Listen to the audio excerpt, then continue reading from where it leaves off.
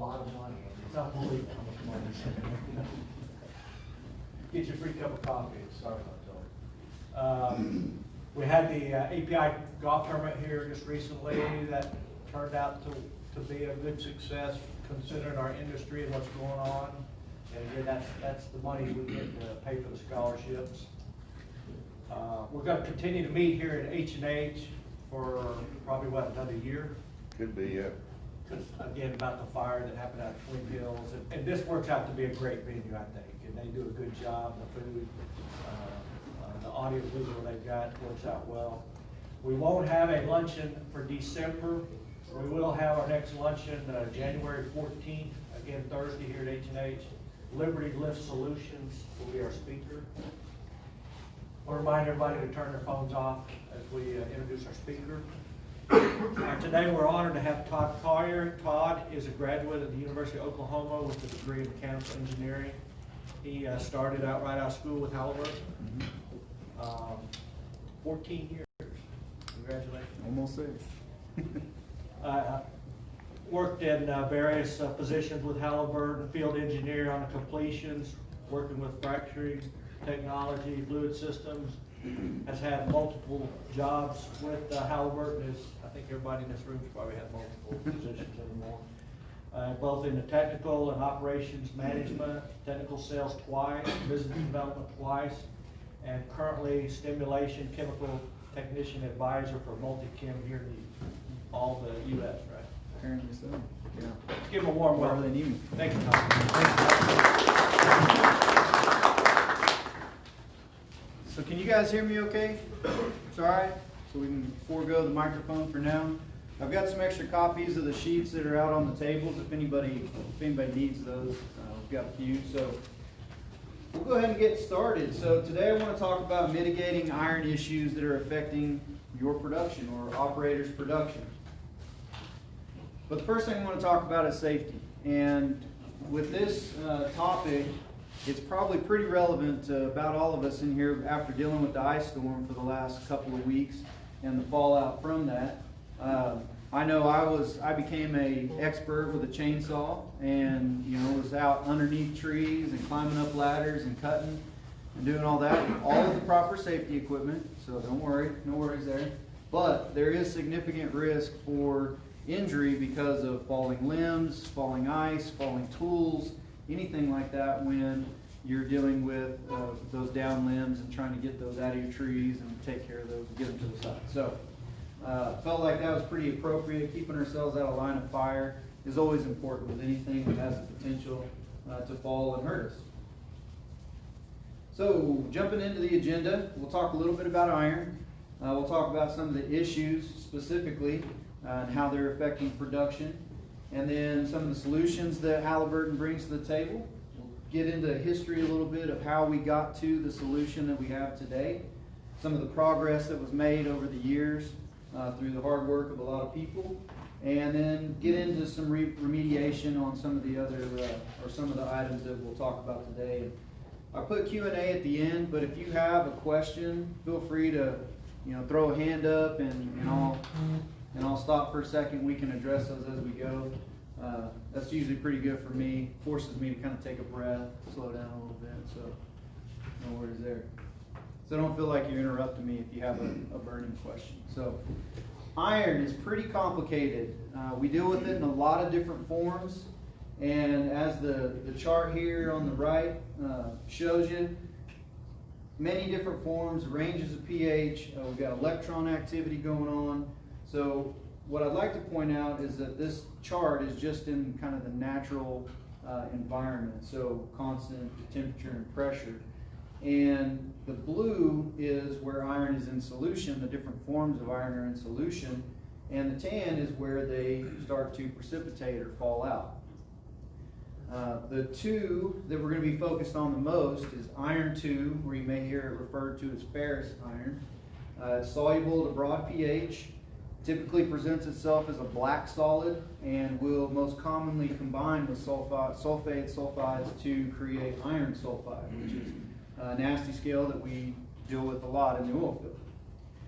Iron 3, or ferric, you may hear it called, is soluble at low pHs and typically presents as red, orange, maybe brown, and will precipitate out as iron oxide or iron hydroxide. And then in the presence of oxygen, 2 will transform into 3, and then it is able to turn into an iron oxide, which is a particulate that can also cause problems in production. So many different forms.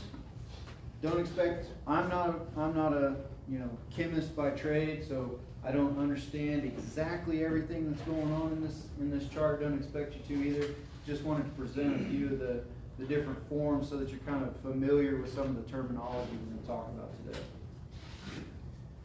So iron-related issues that are affecting production. Scales are pretty common. We deal with those all the time. The ones specifically related to iron are iron sulfides and iron carbonates that we run into the most. We can see particulate, like I mentioned, with iron oxides or hydroxides falling out of solution. And of course those can plug up any pore throats, producing pore throats, things like that. The one we're going to focus on probably the most today, not probably, definitely the most today, is complex polyacrylamide FR. So the acronym PAM stands for polyacrylamide. I don't know everybody's background, you may or may not be familiar with that, but just wanted to let you know. So these are elastic solids that are produced out of the wellbore after a fracturing treatment. You'll hear them called gummy bears, you'll hear them called goo or trash or emulsions, but really elastic solids is the most appropriate name for what we're dealing with in those situations. Now, the majority of what we're going to see as far as metals go is iron. I mean, that's going to be the most prevalent one that we run into that causes the most issues. But we have to be aware of the transition metals as well. So aluminum and other things like that can be naturally found in formations, in clays, in water, and then of course as erosion and corrosion take place in the tubulars. So a lot of opportunity for metal to be introduced into the system that can really cause problems. So resolving the issue, right now we know we have a problem with complex polyacrylamide downhole. What are we going to do about it? I think probably most of us in here are aware of some of the different remediation scenarios and techniques that exist out there. These are costly, right? I mean, they can range anywhere from a few $1,000s to a few $100,000 to try to remediate these wells. You've got the cost of services and materials. You've lost production because you've got particulate, you've got other solids or other materials that are gumming up your production. And then you've got to shut down the well to remediate it. So that's why you got lost production times 2, right? You're totally missing a chunk of your production initially because of the damage, and then you have to shut down to remediate and hopefully get some of that back once you do. Halliburton did a great paper about this. It was published back in 2015 and presented based on data probably ranging all the way back to 2011 and beyond possibly, but there's an SP number if you'd like to look it up. I'm not going to get too much into the remediation of elastic solids in this presentation because really that's an entire presentation in and of itself, just going into that chemistry and the issues and everything that goes on there. So very good paper written by some good folks from Halliburton, so check that out if you get a chance. So what we really want to focus on is being proactive instead of reactive, right? Remediation means we're being reactive. We're reacting to a damage scenario, unsatisfied in the production of a well, something like that. And so we want to be proactive versus reactive. And so our approach, what we're looking to do, or what we've done, is identify some iron-tolerant chemistries. And we're calling them iron-tolerant, again, because really that's the most prevalent metal that we're going to run into. But we do want to consider and always be thinking about the transition metals that exist there as well. So, we had an opportunity, we gained an opportunity, we earned an opportunity, say it how you will, to work with an operator and get a field trial going. And our reactive approaches, they're fine and they do well, but we really wanted to be proactive and collaborate with the customer, collaborate with our client to develop products and services that help mitigate these issues as opposed to remediate, force us to remediate. So that's where non-polyacrylamide friction reducer comes in.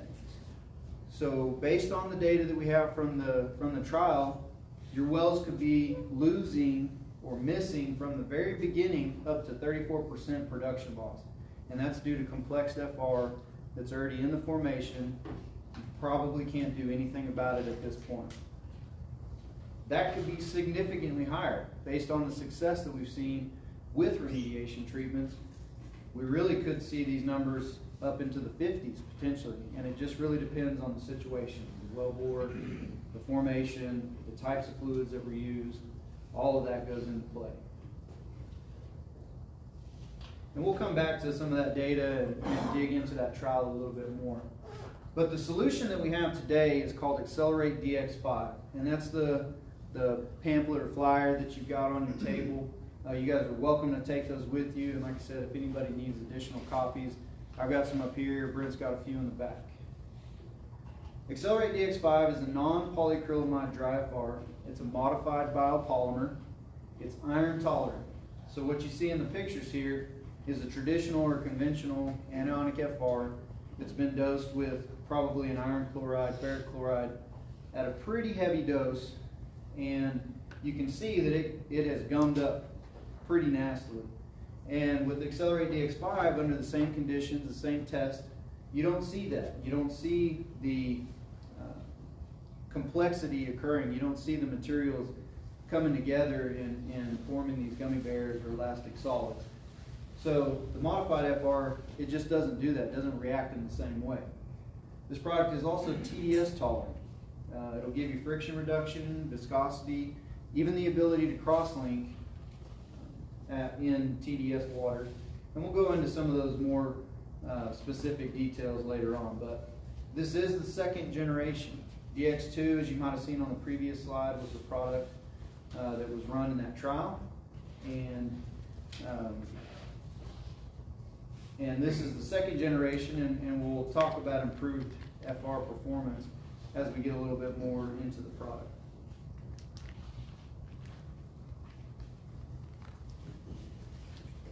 So some of the history around polyacrylamide. It's been in the industry since 1970, and some of the first documented scenarios where evidence of this damage became available was in 1978.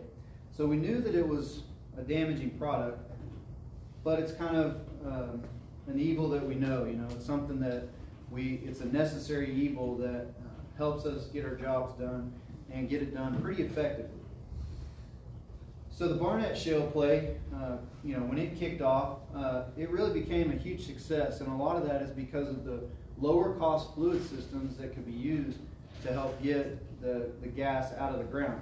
It's obviously primarily a gas play, especially in the early days, and its economic success helped kick off the Woodford, the Marcellus, the Fayetteville. You know, a lot of the prominent gas plays that exist are around because of the success that was identified in the Barnett Shale.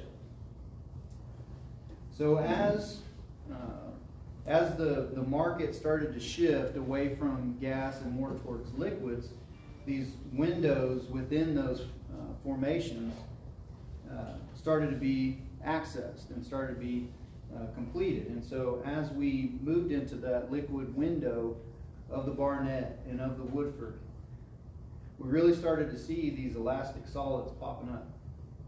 And so, you know, obviously when an issue starts to pop up, what are we going to do? React, right? We see an issue, we're going to react, we're going to try to dig into it, figure it out. So we identified some breakers that we could deploy to help keep that to a minimum. So, you know, pat ourselves on the back, right? We feel good, we've solved the problem, no more issues, right? Probably not. So anytime we find a problem and we solve a problem, it kind of brings up more questions. You know, you never really get to the bottom of the rabbit hole with issues that pop up. So one of the questions is why are we seeing this in liquid producing wells versus gas? So what's different? Our lifting energy and our lifting medium are quite different. The energy and the capability to bring these solids to surface is elevated in our liquids plays and our liquids bearing wells. Gas just can't get the solids to surface in the same way. So, with that said, what about gas, right? What's happening in these gas wells? Are we affecting these gas wells? What do y'all think? Yeah, just on that. Possibly, right? Certainly. Maybe worse. Maybe worse? Yeah. Yeah, I think we all tend to agree that the possibility certainly is very high that these materials that go down and damage the formation in the liquid bearing zone are going to do the same thing in the same rock, essentially the same rock, in a gas bearing zone. So, what do we do now? We have to identify when this damage pops up. Now, first thing we're going to do is look for underperforming wells, right? If we have wells that aren't performing as to what we expect, then we're going to identify those as potential candidates for some type of remediation. Obviously, a way that we can really dig into it is looking at rate transient analysis to see how is the well truly performing versus expectations and what we would expect based on wells that are in the area, so on and so forth. So we've identified that these are definitely problematic. They're probably pretty widespread, and so we kind of start to dig into what are these elastic solids. So we've got a polyacrylamide that's being tied up with iron, other minerals, and essentially, like we've seen in some of the pictures, just conglomerating together and then being produced to surface in chunks a lot of times. And sometimes it's not as severe. Maybe it's more slimy or gooey or whatever, but it's still the same issue with the same sort of opportunity for mitigation. So through lab analysis, utilizing iron chloride, like I mentioned before, we were able to identify ways to create these elastic solids in the lab.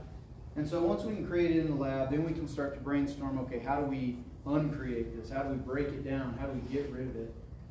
And one of the interesting things that we found is that it's not just the anionic, the negatively charged FRs that are combining with the positively charged metals.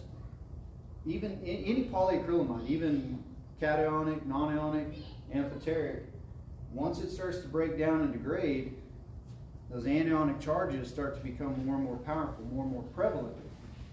Any polyacrylamide is a combination of charges. It's not just one singular charge.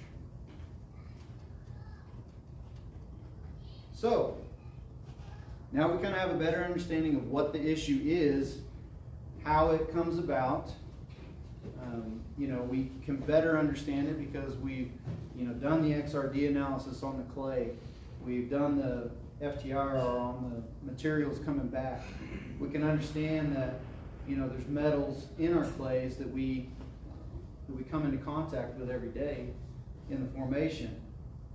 We've got millions of miles of tubulars in the hole that are being eroded, they're being corroded, losing metal that ends up downhole and has the opportunity to combine with our polyacrylamides. So through remediation, we've kind of proved our theory of, yes, this is what it is, this is how we break it down. Now we've been able to improve some production, but how do we really mitigate it? How do we keep this from happening from the very beginning? And really it's simple. We just have to utilize the knowledge that we gain, and we've got to utilize the technology that exists that allows us to do it. Funny quote here. It's not from Albert Einstein, but I'm sure everybody knows it. Typically misattributed to him. But the definition of insanity is doing the same thing over and over and expecting a different result. If we keep plugging along and filling these formations with polyacrylamide, we shouldn't expect improved results. Even if the products do get marginally better over time, we're still allowing that to proliferate.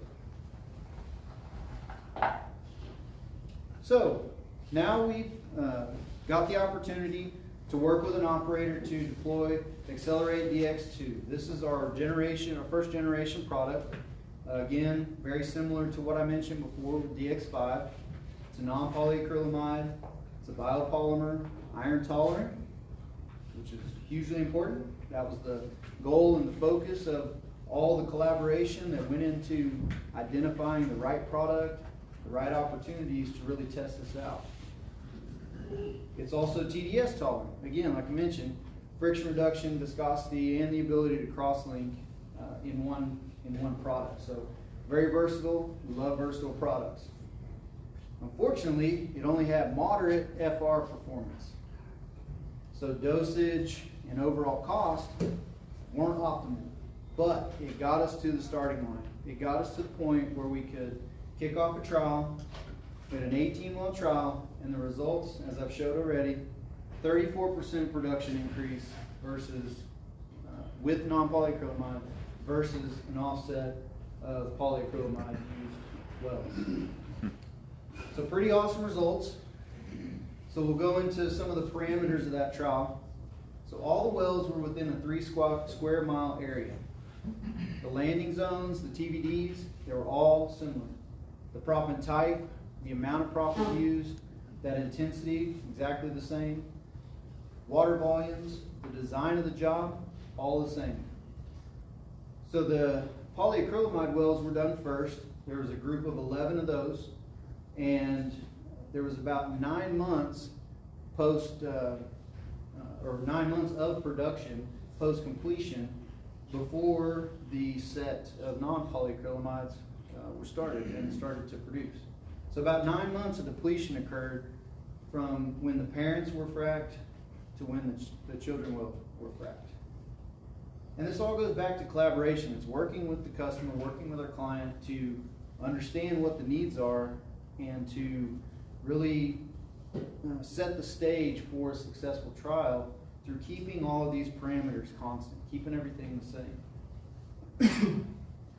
Again, 34% production increased with non-polyacrylamides, and there were documented elastic solids on the wells that utilized traditional FRs. So it really showed everything that we were hoping to show. Excellent example of a trial, excellent way to keep everything constant through that trial and to give us the best opportunity to really measure one against the other. So talking a little bit more about our Gen 2 product, Accelerate DX5. This is a friction reduction chart if you guys aren't familiar with it. So basically, usually about 16 to 20 gallons per minute run through a flow loop. The initial drop it shows the hydration of the material. And this is in fresh water, and so there's a couple loadings, 3 pound and 5 pound per thousand. For fresh water, we'd recommend around 2 to 3 pounds per thousand to get the just simple friction reduction. If you want to start building viscosity, it's going to take 3 plus, 4 or 5, depending on what you need to get the job done. It just can go up from there. In brines, it can go up to 250,000 TDS. For this area, we're not going to see probably much, if any, of that in Oklahoma. You might see 80 or 100,000. Got a chart on the next slide that kind of shows that. For TDS waters, we would expect to start a little bit higher, 3 to 5 pounds per thousand to get that started. And then if we need to get viscosity, probably 5 pounds plus. But again, it's variable based on the water. The water really, it really depends on the water and the water quality of what loading it's going to take to get the job done. So this slide captures a few of the challenges that we put DX5 through. We obviously have realistic scenarios where we could see 105,000 TDS brine. So we used customer-specific water signature here. Ran some tests with a standard polyacrylamide against DX5. excuse me, and as you can see, the DX5 outperforms, which we would expect with the standard anionic polyacrylamide FR at 105,000 TDS. But what we like is that we're not seeing any rapid increase in that. It's hydrating quickly like we want it to. It's coming up and stabilizing in its friction reduction performance. The test on the right is a challenge with iron. And again, comparing DX5 to a polyacrylamide FR. In the back, those pictures may be a little tough to see, but I think if you look at the bottles, you can kind of tell in the DX5 it stays dispersed. It's all orange because there's so much iron and oxygen in the system, but you're not seeing it coagulate and gather together with the complex with the FR material and fall out like you are in the bottom pictures. So after an hour, you can already see fluff, goo, whatever you want to call it, gathering at the bottom of the polyacrylamide jars. And then after 24 hours, your water is almost clear because all the iron has been pulled out of that, combined with the abundance of FR that exists within that material to start falling out and to build those elastic solids. So I want to hit on some of the highlights and capabilities we have. Accelerate DX5, it's a great product. We've run probably over 500,000 pounds year to date with multiple clients. Accelerate DX2, that was a product in our portfolio for 3 years, and in that time, estimated we ran 10 to 15 million pounds of that product with at least 8 clients, and most of the 8 clients there are repeat clients in the DX5 category. So the one thing we have to have is trained operators. It's not just a product that we can roll out to location, drop it off, and anybody can pump it. We want to have trained operators with dedicated equipment. RE80P is that piece of equipment. This will allow us to provide the right viscosity, if that's what you're targeting, the right loadings for friction reduction. All those things are going to happen because we have competent, trained operators to operate the equipment and that understand the chemistry. So again, just mention the remediation knowledge and experience that we have within Halliburton.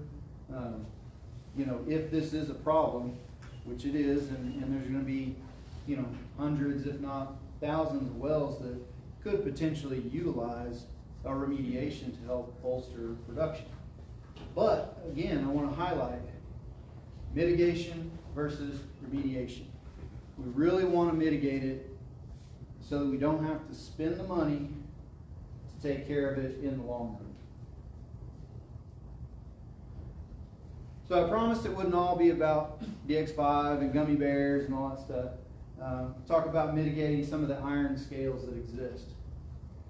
So one of the most prevalent ones that we deal with here in Oklahoma for sure, and really across the oil field, is iron sulfide. So iron sulfide comes about when H2S corrodes pipe and allows that iron to combine with the sulfate and create iron sulfide. Now, to mitigate H2S on a completion, really the best thing for that is a robust biocide program. Not the bare minimum. You will end up with issues in the long run if you don't have a really good biocide program to complement your frac. We have solid options that exist in the market that can help with some of these scaling issues. These are slow release products, inhibitors, chelators, acids that come in solid form that can be run in with sand into your reservoir, and then they're going to slowly release that chemical over time and help keep some of those issues at bay. These are typically low HSE impact and typically non-hazmat products as well. So easy use is pretty good. Another option we have, you may hear it called long-term scale inhibition, LTSI, stage tail end squeeze design. Different names exist for it, but essentially what you're doing is you're treating each individual frac interval as an opportunity to squeeze that well with a scale inhibitor, and that elevated dosage that'll kind of fall on the last sand stage will help keep that at bay. There's another SPE paper for you if you'd like to read up on that. But essentially what it shows is that doing this method increase the residual and decrease the time between cleanouts. So talking about iron scale remediation real quick, you know, I mentioned several times that H2S and iron sulfide are big problems that exist in this market, you know, in our industry as a whole, really. And so we have a product at Halliburton called Acroclear, or Acroclear, which is a dissolver of iron sulfide. It's also a scavenger for the H2S, so it works in tandem. So we can do this in a squeeze method. We can also do this continuous at an SWD injection. We've treated ponds with this, which is the picture that you'll see on the right, or pits, more or less. And some of the benefits of Acroclear, it doesn't solid swap. So when you oxidize an iron sulfide, use an oxidizer to get rid of an iron sulfide, you're going to end up with iron oxide. It's going to happen. So you take your iron sulfide solid and you trade it for an iron oxide solid. So it doesn't do that. No H2S production when the H2S or iron sulfide are scavenged. It's obviously a sulfide scavenger, pH neutral, so it's not going to have wild swings in your pH one way or another.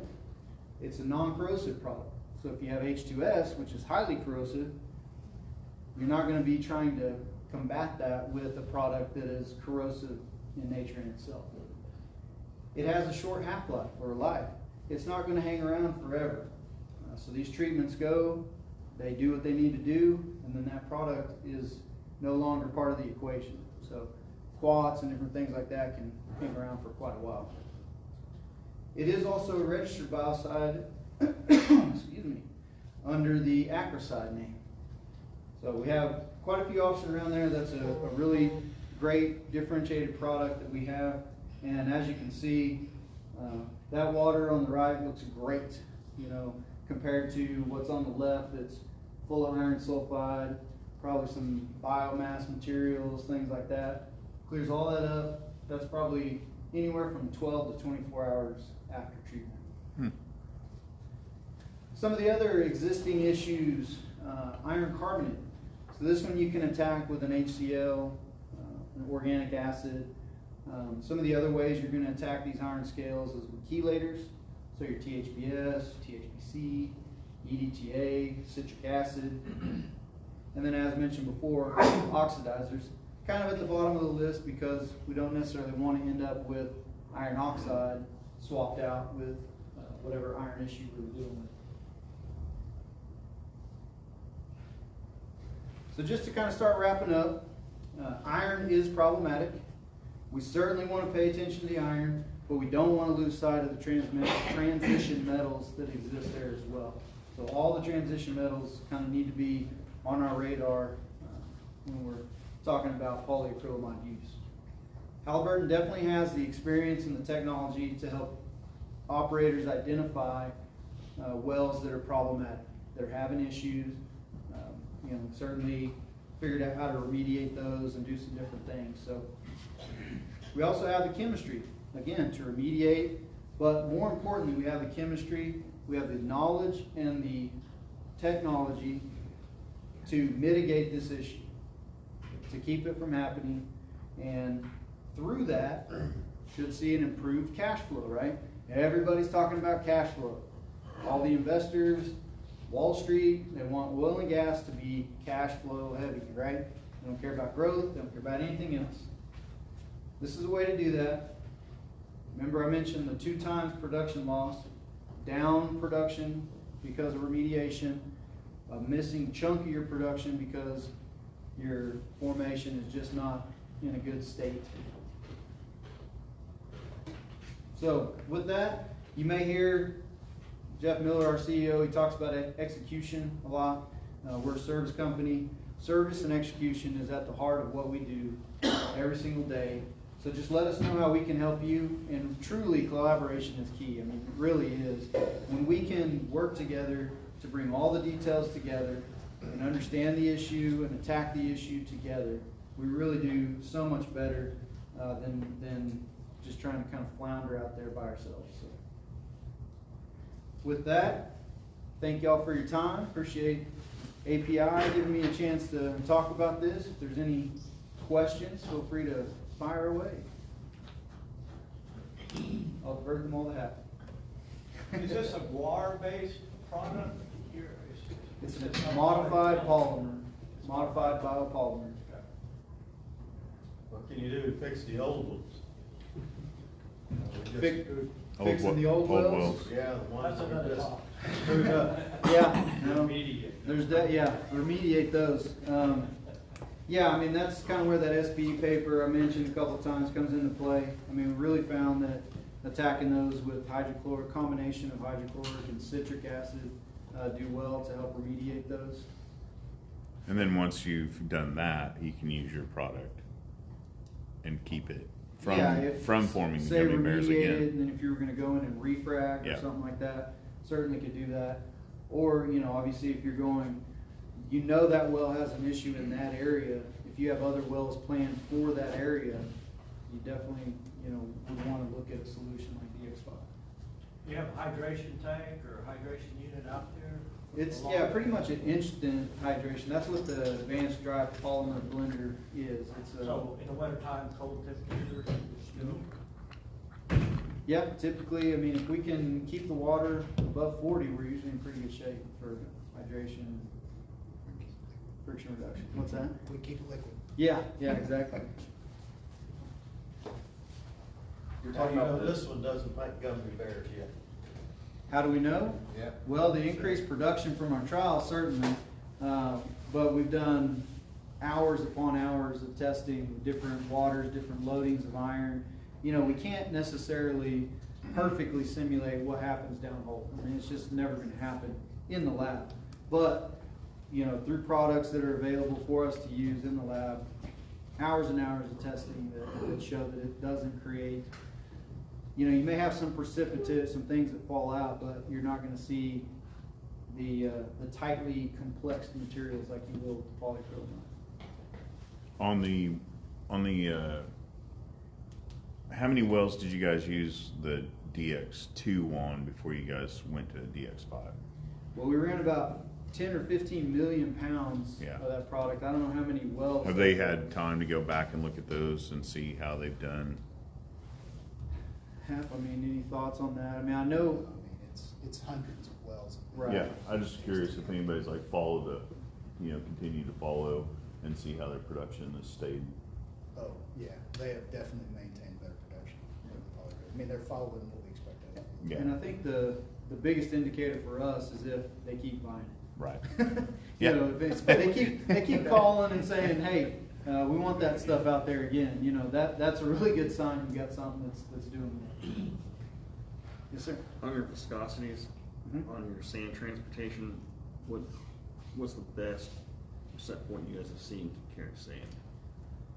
I mean, It obviously, really, the higher the sand, it depends on the sand type and the concentration that you're trying to go to, the rate that you're, you know, pushing everything through the perf. So it really can vary. But I mean, I would say, you know, you can start at 5 pounds per thousand and start to build that viscosity and see. And we can easily test that in the lab. We can do slot flow testing to. you said it can cross-link too. Mhm. Are you guys putting a buffer in? Or a, Yeah. Buffer definitely helps. Helps hydrate. Helps Bring the the pH crossing. Yeah. And then buffer to crossing too. are you looking at the same pH range, like a 10 to make a cross-link, or is it far different? You know, I don't know the pH range on that. Do you? Starts by 9. Yeah. 9, 12. I mean, usually those higher pHs, Yeah. especially for boron related crossing. Borates. I saw a question in the back. Have you identified a content limit on when you need to look at this a lot harder as far as your iron content? Or is this just a problem whether you have it or not? I believe if you have any metals present, it's going to be a problem. Like there's no doubt there. If there are any metals present in the water, if you've got metal tubulars, which we all have metal tubulars. There's a chance for erosion and corrosion there that's gonna, add metal to the situation. Oh, Enduro Bond. We were talking the other day about you should start an Enduro Bond on all of the casing from now on. Pretty good stuff. Good stuff.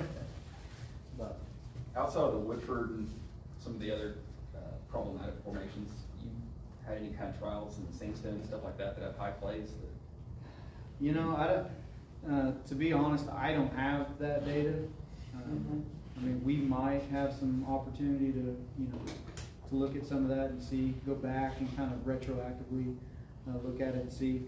I think the biggest difference between the opportunities that have come up since the first trial I talked about, just not the same level of collaboration, right? Sound fair? Yeah. I mean, both parties were obviously willing to share across the table and identify the right thing and set it up for success by being able to gather the data the right way. It may be a situation where, they're seeing great data and they're just not sharing it with us, but they keep buying it, so we're pretty happy. Have you done any retained conductivity studies on any of the rocks that we've done out there? We all know PAMs are pretty detrimental to rock quality. Sure. So any of this stuff, any further investigations you've done? That's something I'll have to check on, see if we have, run those tests. We have the ability to do it, so I would assume that we have, it just may not be out there in the. We have. Open. Yeah. And you are correct. Polyacrylamide very detrimental to regain continuity and core testing, very. But keep in mind, the behavior that we're seeing is not captured in core testing because of the time frame of the testing. So, the detriments of the type of damage we're talking about is on top of what you're seeing.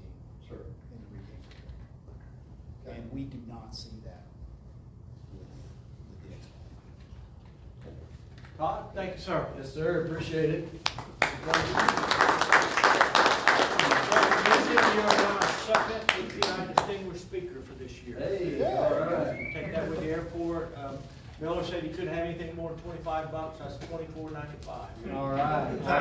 Very good. We'll see everyone in January. Thanks, Bless guys. you guys. Like I said, feel free to take those papers with you.